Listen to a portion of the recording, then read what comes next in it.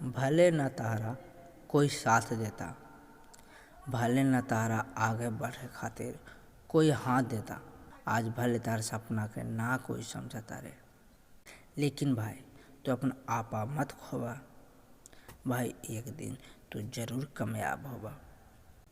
अभी तारा डर लगा था, अभी तारा हिम्मत जवाब देता, अभी तारा कोई साथ नहीं के देत, तब भाई ऐसे हिम्मत हार के तू मत रोवा, भाई तू कामयाब जरूर होगा। सोचा न ज़्यादा बदलिया मत इरादा, सोचा न ज़्यादा बदलिया मत इरादा, सपना से तू करा वादा, पूछा ओकरा से का तू साथ देबा, भाई तू जरूर कामयाब होगा। तो कैसा लगला वीडियो भाई प्लीज़ कमेंट में ज़रूर बताएं। अगर आप लोगों को वीडियो पसंद है तो वीडियो को लाइक करी, शेयर करी, कमेंट करी भाई, और पहली बार चैनल पर आए लोग की तो सब्सक्राइब करी। तो मिला था अगली वीडियो में, अपना ख्याल रखें, धन्यवाद।